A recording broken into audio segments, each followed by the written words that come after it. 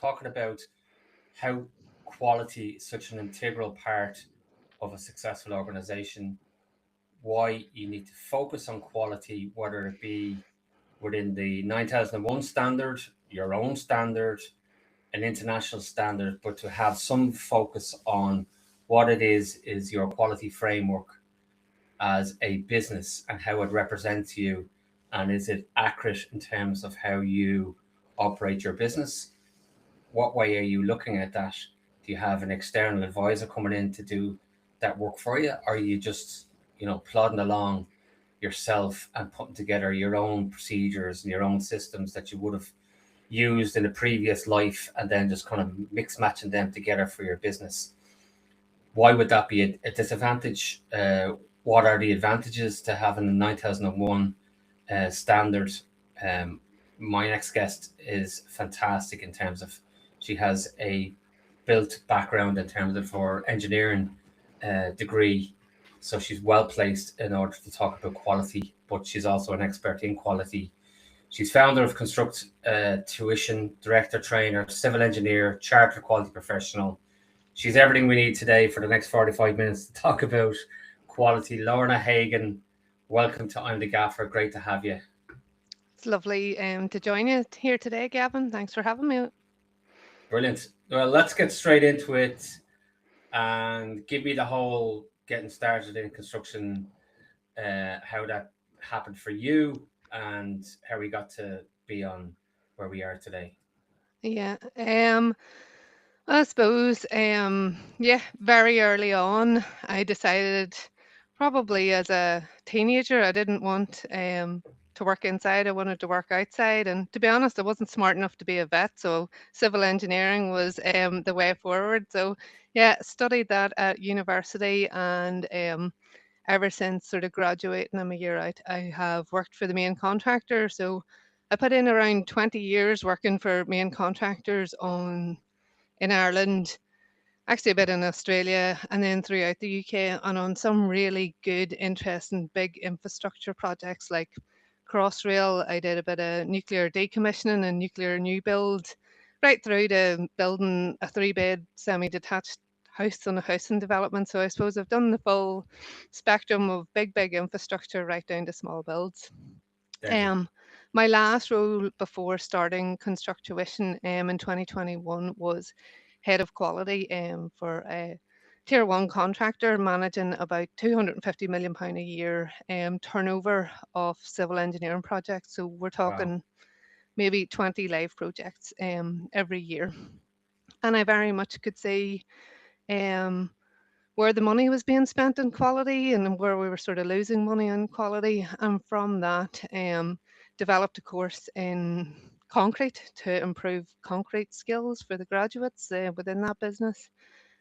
And then, like everyone else, I was very busy in my role as head of quality, managing or overseeing those jobs. And I didn't have time to do it. I tried to outsource it, couldn't outsource it. So thought, there's a business. And yeah, Construct Tuition was realised off the back of that. So ever since then, I have been doing training and consultancy to improve quality in construction. I love it, yeah, because there is a very I love the fact that you're not just consulting, because there's a lot of people that go out there and tell you how it should be done, but they don't actually train you or give you a sort of the blueprint of how to affect or how to execute on the plan or on the report that you get. You usually get a lot of people in your sector, if you don't mind me saying so, going in, doing the report, and leaving it up to whoever else to deal with. So am I right in saying that you're kind of doing this whole ecosystem of, you know, we'll plan with you, we'll train with you, we'll learn with you, and we'll, be on the path and on the journey with you? Absolutely. And at the forefront of everything that I always do, I always think, I was that customer, I was the recipient on the other end of things, and what would I wanted to hear? What is, I suppose, what could I implement? Because it's great saying you should do all of these different things, but I am very acutely aware of the time and resource pressure that is, that construction sites are under. So yeah, Yeah. maybe this won't, what we're going to develop here will not be a 100% perfect system, but what we're going to do is we're going to improve processes, improve competency in order to maybe improve the system by 70, 80, 90%. And see, to be honest, if it improves that much, that's fantastic. And I think a lot of companies are put off improvements by it's this all or nothing approach. But I think incremental, continuous improvements can make a big, big difference. In how companies operate and ultimately in their profit margins and staff retention as well. Yeah. Talk to me about how important it is to have the ISO 9001 standard. If I'm, you know, driving to work and I've got 20 guys working for me, small plumbing contract or whatever else, do I really need to go down the road of 9001, or can I just, go with my usual stuff like the handbook, the RAMS documents, the policies, safety statements, whatever it is, and just leave me alone? Like, as far as I'm concerned, I don't need any more bureaucracy built into the program. And I'm Yeah, being devil's advocate now, obviously. yeah, absolutely.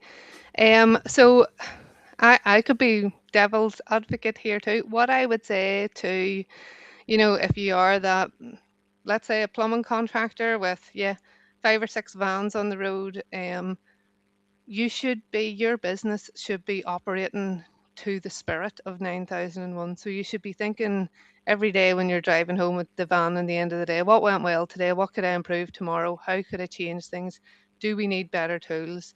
Was all the materials there in place that those guys needed today? Were we efficient in our operations?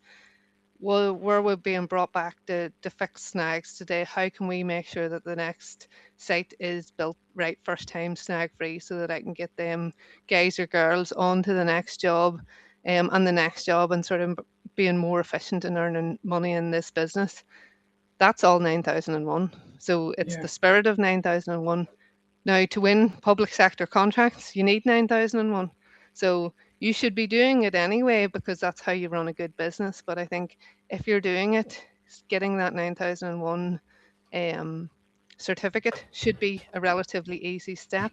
All you need to do is sort of formalize those processes as well. And what we see with the likes of whether you're in Ireland and it's sort of BCAR requirements, it could be Northern Ireland. And I was listening last night and they're bringing in like improvements to building safety in Northern Ireland. So there's draft legislation, or you're working in England. This is going to be more and more a focus for your clients. So whether that's tier one contractor or directly to those architects out there or directly to the clients, being able to prove that you run an efficient operation with staff that are competent to do and carry out that work, and that you're going to do it right first time. And if there is any issues, you're thinking about those and you're going to be able to rectify them straight away. So that's the spirit of 9001, and that's what we should be operating, or all businesses should be looking to operate at anyway. Yeah, because like I'll resonate on that because our own company is a recruitment manpower supplier. We also do a bit of consulting, and it's funny the people that say to us like, "But you're a recruitment company. Why have you got all 9001, 14,001, or 45,001?" Like the relief of when you see a tender coming in, and the very sorry generic question of, do you have a independently accredited system to manage quality within your business? Yes. And you just tick yes. That's it. That's it. 9001, blah blah blah. And then if you tick no, it just goes boom. There's just this volume of like 50 questions. Like, for that reason alone, to say that you could just, have that badge of honor is a blessing, especially if you're looking even for small contracts in the government sector. They they're looking for it, and you could have a brilliant system. What I learned, um, but it might not be accredited, and then you have to justify your system, and you have to back up your system, and you have to go into great detail. So with all the great work that you've done building your system, because you haven't got it formalized and independently accredited, it still goes against you. Absolutely. And I help a number of clients even sort of fill in bids for certainly infrastructure works, the likes of Uisce Aran and Northern Ireland Yeah, Water. And those are the questions that they're asking over and over again. And, yeah, how do you ensure that you're going to be build this right first time? How do you have competent supply chain as well as yeah, 9001? They're still asking those questions as well. So it's yeah. definitely I worth. think, sorry to cut across you, Lorna, but I think as well, correct me if I'm wrong now, but I think even if you have your own system and you think your system is the best, I think they would actually mark you down because it's not independently accredited in terms of a scoring matrix. Have you any experience in that as well, or would you know that in Yeah. terms of marking, what's the difference? Is there much of a swing between having it and not having it in terms of the scoring? I think some of them are a bit more cognizant of the size of the organization. And to be honest, I think that's right because I don't think that there's, the financial outlay for maybe the one man or woman in the van type of scenario to have ISO 9001, it's maybe not there. And for micro SMEs, what I would really suggest is, you look at 9001 or you get an advice on it and operate a system that aligns with that certification so that whenever your business grows, it's not something entirely new that you need to implement that's entirely different. So I would say from those very early startup and even myself, um, I have SharePoint, I have a folder structure, we have continuous improvement, we ask for feedback forms whenever people attend the courses.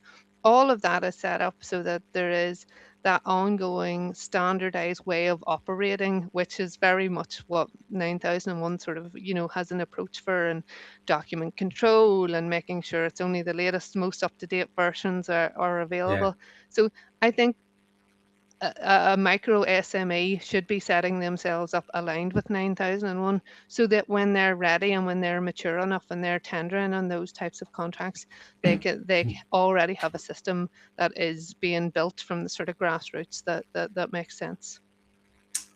So let's talk about the economics then. What are we looking at? Let's just give it ballpark figures. I'm not going to hold you to it because I'd have a fair gauge on it myself. But like, you know, talk to me around. I'm Gavin Coyle, roofing. I want to implement 9001. From the day that I contact you or any other quality professional, what's the sort of journey for me and what's the cost implications for the business? Um, I think it entirely depends. So a lot of the time when businesses go to make that leap forwards, what makes more sense for them actually is to do it as an integrated audit process. So they're getting 9001, 14,000, and 45,000. yeah, 45,001 altogether.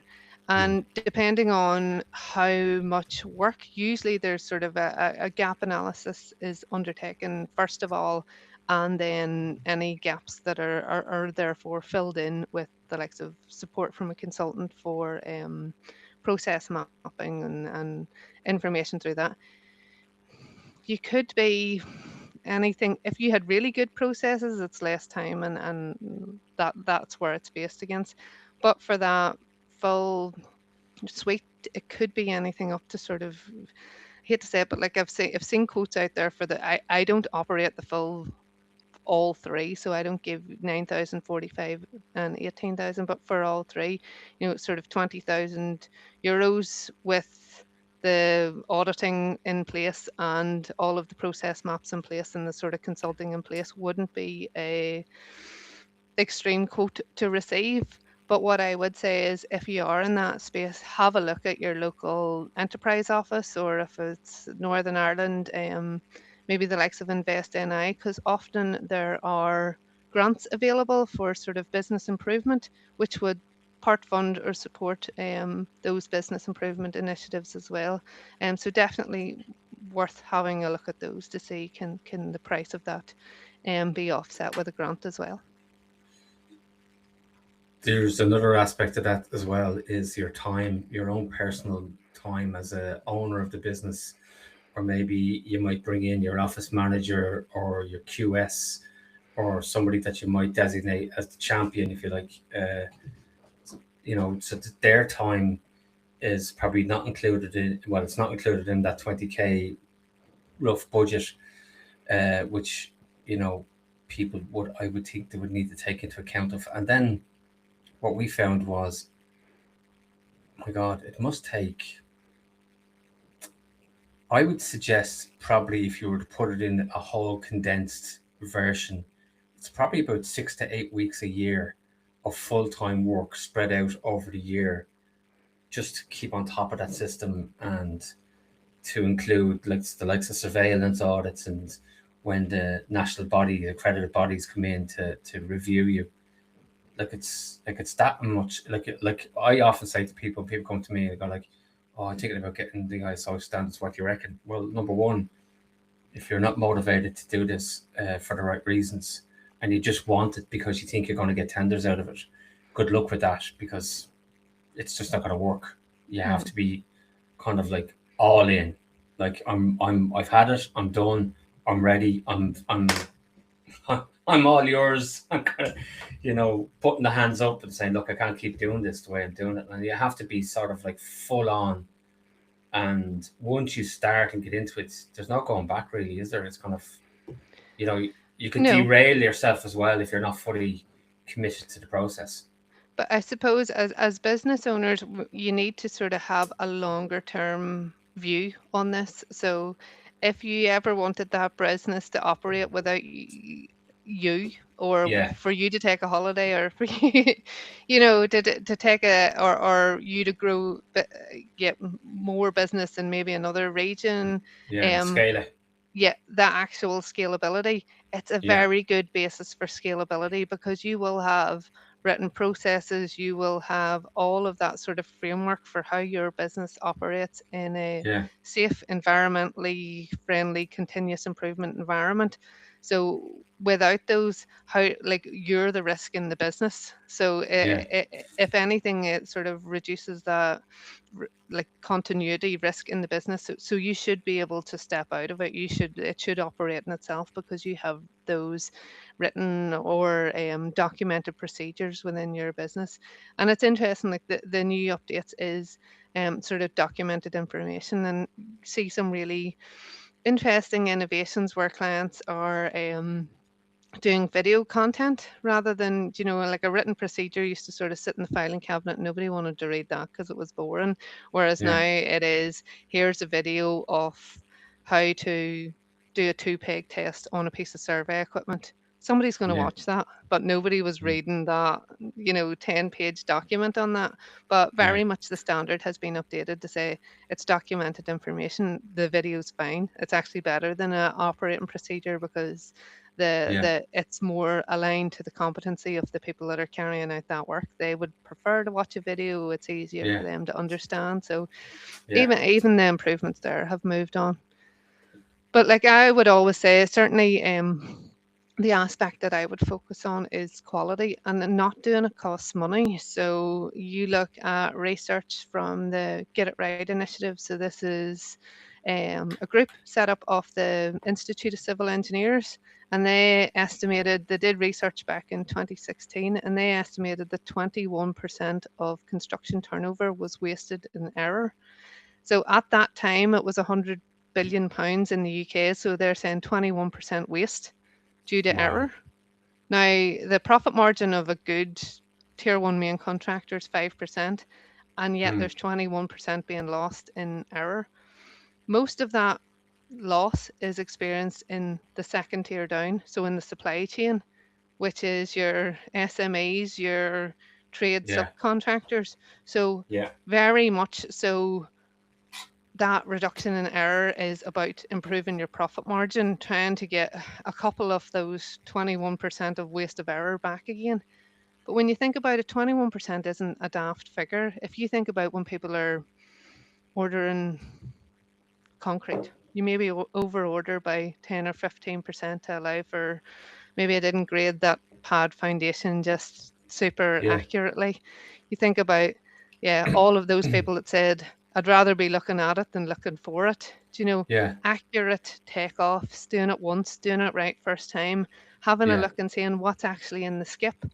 Why is it in the skip? Do you know, was Yeah. it a damaged works that had to be built twice? And that's where your 21% is coming in. So having good systems in place whereby you're building it once, you're building it right, you're handing it over, and you know, Hmm. you're cracking on to the next job and having a really lean, efficient process within your business.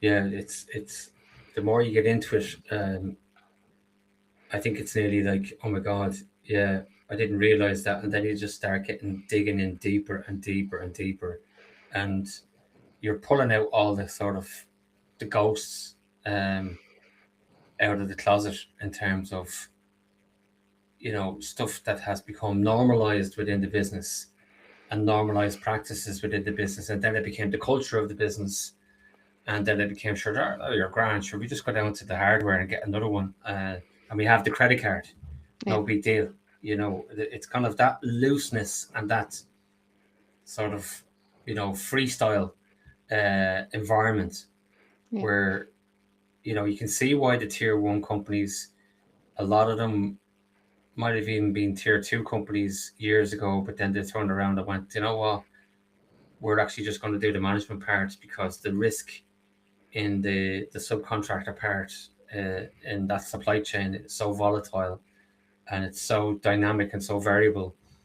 It's We'd rather just let them take the risk and we'll just manage the risk as best we can, from a management point of view. Is that your experience as well in the last A- 10, abso- 15 years? absolutely. So you know, they're packaging the works up. It's very interesting where, as I say, changes in legislation, certainly in around England in the Building Safety Act, Yeah. nearly pushes away from that. So it's more so about ensuring competency, and it's quite difficult to sort of go down the supply chain and if you look at like and that Building Safety Act came directly off, you know, the report post Grenfell, and it's about avoiding this race to the bottom and avoiding, you know, the lowest price, Mm. fastest job to complete is the one that we're awarding. So there's the pressure on large contractors and clients to move away from that model where it was, you know, shift the risk down all the time Mm. and sort of pass the risk down. They are having to prove all of those at all of those levels. So anybody with that accountable role, that they have picked the right person, they have you know, looked at competency of their supply chain, Mm. they have looked at their sort of capability and resources available to carry out that work.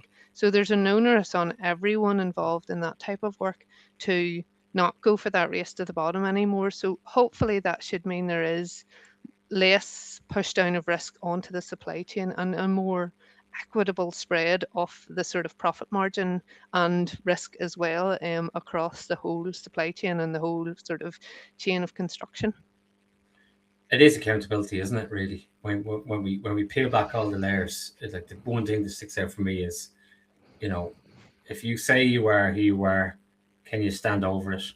Hmm. And you could be a manufacturer, you can be a distributor, you can be a designer, you can be a builder, or you could be a consultant. Whatever you say you are, that's what you have to, stick your colors to the mast on. And how do you back that up? And if you're Yeah. backing it up based on, well, sure, Gavin's grand, sure, he's sound, sure, he'll do the job, sure, we used him before, and he's not that bad on the old pricing either. It doesn't wash anymore, does it? No, it doesn't. And I think for business leaders at all levels, it's never been more vitally important to set the right culture within your business. So if you think whether you're the managing director of that one man in a van or 200 employee companies, you know, the sayings that we're all very used to within the construction industry, and I am entirely a realist in this approach. You know, it'll do rightly, sure, you'll not see it from my house. Those are gone. Those cannot Yeah. no longer be accepted. And it is very Yes. much for those managing directors to set that standard. That's not Yeah. what's going to happen on my job. I don't want to hear my staff saying that. I Yeah. won't be saying it. You And it won't is see it about, from it you is, won't see it from and my you're house. laughing, but I'm sure you've heard it too, Gavin. Yeah, yeah. That's a brilliant saying though. You won't see it So from it is. my house. Absolutely. So it is. And yeah, as I say, 20 years, I would be very surprised if in the Yeah. industry if we haven't all heard, yeah, Yeah, the different ones. those are worse. I'll show you a different one that was doing the rounds back in the day. A QS who remains nameless, shall we say, but whenever there was a problem with a job, and they'd go back to the QS and go like, obviously pricing, Jesus Christ, we're like, how do we get to this? We're losing money, blah blah blah. And his consistent answer, Lorna, was it was making money when I left my desk. Yeah, So go back to wherever you want. And he was right to a point, but like it just goes to show you the disconnect between, corporate office HQ. It doesn't have to be. It could be back in the cabin with a QS and the procurement and the operations team, and then the guys executing the job on the grassroots, if you like. yeah, Uh, there is still that big disconnect. I can still see. I know innovation and technology and BIM and all has been brilliant to advance that, but not everybody's using all this technology, and it's not across the board. Um, it is a problem. It seriously is still a big problem. Like you're talking, what was it, 2016? That report was done. Like that's not that long ago. no. And if anything, do you know when they sort of break the 21% down, so 5% of that was direct costs. So if we take a really simple example of what could go wrong in a job, let's say you build a wall in the wrong place. So that 5% of direct cost would be the cost to knock down the wall, the skip to put the bricks in, um, buying new bricks, paying the brickie to rebuild the wall. So very easy to calculate. So you either have a purchase order or you have a subcontract. So quite easy to calculate the sort of numbers that's set against that cost. Mm, Um, 6 or 7% now is unrecorded process waste based on that same error. So we have the setting out engineer maybe sort of scratching his head for half a day, having to ring up the architect, looking at 4 or 5 different drawings, having to get an updated drawing because there was maybe something wrong with the drawings or they weren't accurately coordinated. mm, Um, they then maybe had to phone the procurement team, and that lady in procurement had to spend half the day sourcing bricks that no longer are available. They maybe had to buy a pallet of bricks when they only needed 100 bricks. So you have a waste available there. And it also, mm. in that unrecorded process waste, they talk about this lack of productivity somewhere else. So maybe the Yeah, crane was attending to the bricklayers rather than erecting structural steel. So in that, it becomes very evident. Now, that 7% was back in 2016 figures. You know now the cost of labour has massively increased. So I would say that yeah, 7% is maybe 9% now whenever you look at yeah, it, and it is. They also had in, as I said, this unrecorded process waste. So I like to call it, do you know the Saturday morning jobs, Gavin? The one where you made a mistake and you're way back in on a Saturday morning to fix it. And it early. never, yep, early. No. Before anybody has seen it, before you get caught out with it. And it never goes on a sheet anywhere. There's Yeah. never a non-conformance recorded against it, but yet it's costing the job money. And we used to have a great example of it. We had a subcontract with this guy called Magic Man, and Magic Man was like a car panel guy. And basically, every time you hit a piece of cladding and dented it, you had to get Magic Man out to fix this piece of cladding. And he did a fantastic job. Like, it looked like a brand new piece of cladding. You never knew you'd hit it. Yeah, Nowhere was there a non-conformance report for this cladding being dented. Yet the yeah, subcontract for Magic Man was out there every year and he did well out of it and he did a great job too. Same with yeah, Mastic Man as yeah. well as Magic Man. Mr. Seeker Flex himself. Yeah, Yeah, Mastic Man and Magic Man or Woman yeah, could be. Yeah, those are the cost of error in construction and the yeah, cost of poor quality as well. And then yeah, obviously there's sort of latent defects, I think was 3% as well. But that's stuff that makes it to insurance claims. So there's so much out there that companies should be keep an eye on their bottom line. They should be looking at what is going wrong and how can they improve it, and having a look, and having those lessons learned at the end of jobs and seeing what has went on. And But certainly, but as I say, sorry, go ahead. Go ahead. one of the courses that I now do is concrete. So it's a 1 day course, and it's for the likes of sort of site supervisors, graduate engineers, those are that spend 80-90% of their day actually out on site. And what we Yeah, had found is that either the university system or that sort of traditional where you've came up through maybe a trade background into a foreman hadn't gave them the right technical ability to manage concrete. And when concrete goes wrong, it gets expensive and expensive yeah, very quickly. So within the business that I used to work at, our concrete NCRs were averaging 5 grand each. So they were very easily, some way over that, some sort of slightly under that, but easily that's what it was wow, costing between labour and fixing it. And what we found was, through this training, through giving the people that are supervising the sites the skills in reading reinforcement drawings, knowing what to do when the concrete truck turns up and there's issues with that concrete. So, how yeah, to test it, how to reject the load, how to review a mix design. What we were able to do is reduce the number of those or the frequency of those errors occurring by 75% just by giving the right training to the right people focused yeah, on solely their job. So, not we yeah, didn't teach them how to be a test technician. We didn't, we looked at what in their role do they need to be able to know, and we taught them what they needed to know.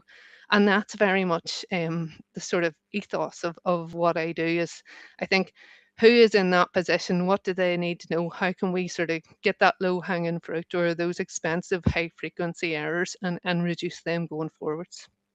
I'm glad you got ahead of me on that in terms of that conversation, because as you were talking, I was thinking of the likes of an appointed person, for example, and they would be appointed. Obviously, if there was a crane lift or heavy lifting going on a project, you'd have the crane driver, who's obviously very qualified in their own right, but then you'd have the appointed person who pretty much knows as much as the crane driver, except they can't operate a crane.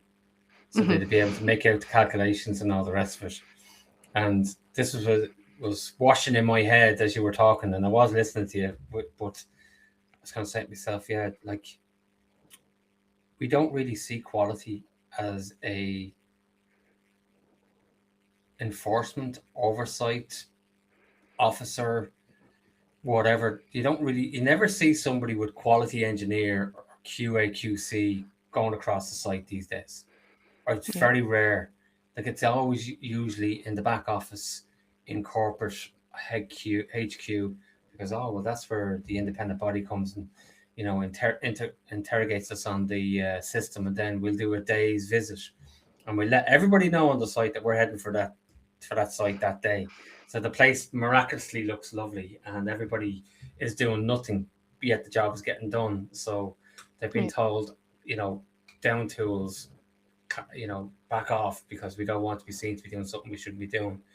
The point I'm trying to get to is it's not really I don't think the workforce has moved on to have somebody, because it's not fair, I don't believe, on the site manager, supervisor, charge and foreman to constantly try to keep up with, you know, maintaining or looking after quality issues.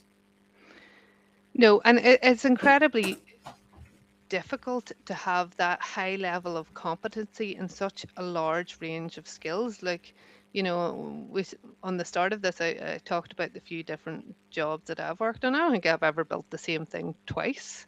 So, Mm. and to have that level and sort of range of competency across all areas is incredibly difficult. I also think the fact that quality has a bad external image. So people are like, oh, that's the form filling, box ticking, doesn't really add any value to it. But I Mm. think it should be more so framed as this technical excellence and getting it right first time and improving Yeah. profitability and reducing that risk, whether it be the risk of defects for the business down the line, or the risk of losing your profit margin, or the risk of, yeah, a loss of productivity.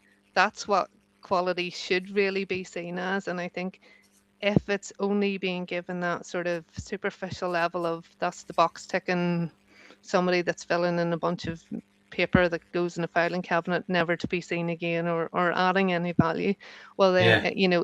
it's that's not what quality is, or you're not doing it right if that's what it is within your business. It should be that technical excellence. It should be a lean approach. It should be, really improving productivity. Yeah, because I think you can go down a rabbit hole of getting wound up too much on the form filling side of things, and you're not connecting that as, okay, we found this crack in the door, uh, or a hole in the wall, whatever it is, shouldn't be there. How did it get there? What was the root cause? How do we explain it? Okay, what's the cost implications for us as a business and for the client? What I found is it doesn't go into that conversation. It stops at just we have to fill that hole, Yeah. or we have to fix that crack and get that done before the next leadership walk around the site, so that we just get it done, rather than saying, okay, hold on a minute, this is something that's a pattern, and how Yeah. much is the cost? No, absolutely. And I think there's a level of maturity in that yet again, as a business owner or as a leader of a business, you need to say it's okay to report these things, and it's okay to make these mistakes, and you should be using whatever systems that you have in places to report them. I would do a lot of sort of support contractors with the likes of implementing Procore or Autodesk SEC, Yeah, or one of the other very many yeah, software brands out there that does the same sort of thing. And the data analytics that's coming out of the back of them are fantastic, because they are pinpointing where the issues are within yeah, your business, and they're really supporting those sort of quality or health and safety or environmental systems. So I think there should be a push and a positivity about reporting those things. Please yeah, report them, because without that data, it's very difficult to act on change, and change, have that change at that corporate level, rather than just, at a site level, and every single site's working in silo. And that's certainly in the business that I had worked in previously, where the difference really came in, where we trained across the division rather than yeah, just one site where the one issue was happening. It made that difference. So it did. And like when yeah, when we calculated out how much that made by putting people on a course, it was about £155,000 saved in error over 6 months. yeah. So like that's no small number for No, putting no, people on a course. So incredibly beneficial. Plus you have the staff retention as well, and I lived through the last recession. Like I started out on site in 2003, 2004. Things were mm, fantastic when I graduated. You then had it fell off a cliff. And I remember having finished a job here in Ireland, and the conversation was, it's Heathrow or your P45. So I says, right, well, I'll go to Heathrow then. And that's how the conversation went in 2010. And yeah, but there was such a huge drop off in mentorship then. yeah, So if you imagine the people coming out, like when I started, I had a guy that was 2 years older than me, and I had another guy who was in his 60s. So I was taught the brand newfangled digital way and also the old school way mm, simultaneously when I came out. And that mentoring's just, not it there. it's not there. So No, you need to put something else in place of it. So whether yeah, it's a course or whatever, there needs to be that intervention in place, because it's missing and we need to replace it with something. yeah. There's a whole. I agree 100% with you, and that's not just quality. I think there's a whole peer-to-peer modeling that needs to be done in the new shape of where we're at, because we've lost a lot of grey hair and bald heads, um, and they haven't been replaced, and that is a challenge. That is a major challenge. I can see that 100%. The other thing is, I don't know. Maybe you can speak to this, but I don't see people's job descriptions having a KPI for quality in terms of commissions, bonuses, overall just getting paid for doing the job. We're not linking the likes of in your language of your world opportunities for improvement, i.e., I found the problem. Um, we're not we're not open, we're not transparent enough as companies to sort of put our hands up and say that was the wrong paint choice or that was the wrong glass choice for that window. We're going to have to change all the windows. Put your hand up and just say, yeah, this is wrong. It's a mistake. It's an opportunity for improvement for your business, for your client, for the industry potentially. I don't know that we're there. No, but I think with, as I say, certainly in the UK, and it's coming in Northern Ireland as well, there is this sort of change in legislation whereby companies need to have proof of competence. And when you look at that, that's SKEB. So it's skills, knowledge, experience, and behaviors. Mm, And that is the behaviors. That is when it's wrong, admitting that it's wrong, yeah, fixing the issue, and having the right behavior. And that, as I said before, needs to be set from the leadership team. That's a cultural, yeah, we talk shift. about behavioral safety. It's exactly the same in quality, having Yeah, that safe space that it's the right thing to do to put your hand up, say it's not right, make sure that we get it fixed, make sure that it meets, specification or building regs or whatever requirement it needs to meet ultimately, and take that lesson away and see how can we improve on that and learn from it and make sure it doesn't happen again. brilliant. I'm going to throw a few curveballs at you because we're near the end of the show. And I know one not to ask you, so I won't ask you that one. Knowing what you know now, Lorna, what would you do different in life? I always say fortune favors the brave. I think I would have been a bit braver a bit sooner. Running your own business is incredibly difficult, but I truly do Yeah. believe fortune favors the brave. Maybe I should have stepped out sooner, or just, yeah, been a bit braver all along. That do you know that comes up an awful lot in when I ask that question. That answer that you just given comes up quite a good bit. People kind of, oh, I missed the boat. I probably should have done this 10 years previous. But like, I think it's everybody has their own path and their own journey. I think everything happens for a reason, and I think timing is everything as well. Yeah. There's a time I think when you're just soaking up all this competency and just you can't stop learning because you just want to learn more and you're curious and whatever else. And then it gets to the stage where I think you just go, okay, kind of curiosity thing and kind of learning thing is kind of getting to, I'm getting to the point where I can't go to somebody else to ask them because people are coming to me. Um, you know, I think there's a discussion around that actually as well as people like they talk about needing 10,000 hours to become competent. Yeah. Like you're well over your 10,000 hours. If you don't mind me, not that's. Yeah. I know from looking at your profile, in terms of your career, like what more do you want to learn in the private sector? Hmm. What more were you going to learn? I suppose, and I think it's probably more rewarding for you now, giving back all the knowledge and all the experience that you had. Um, Yeah.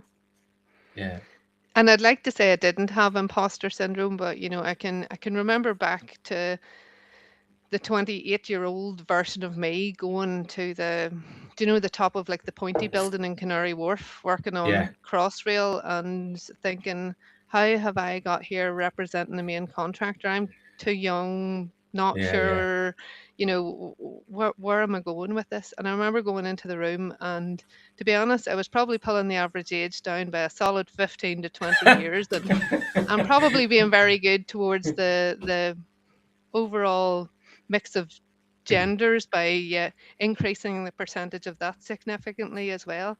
And I remember Yeah, coming out of that meeting and just thinking, no, I know exactly what I'm doing here. Don't doubt yourself again. So I think when I doubt yeah, myself, I think put yourself back in that room.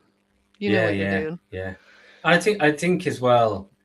Um, I think you have to have passion, and you have to Hmm. have a love for what you do.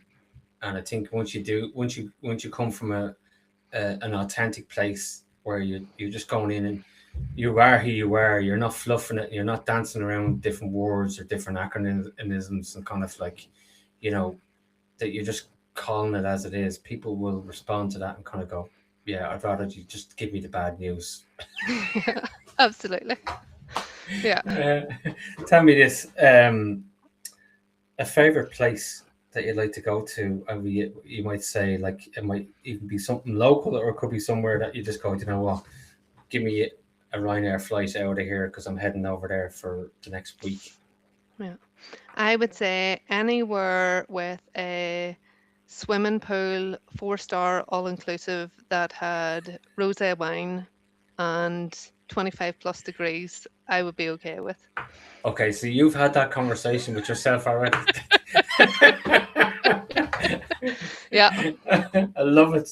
I love it. It's brilliant. A point of interest about you, Lorna, that not many people would resonate with, Ooh. Um, or the listeners and viewers might go, wow, she's been talking for the last 40 odd minutes. I did not know or didn't see that coming. Might be a hobby, it could be something of interest about you as a character.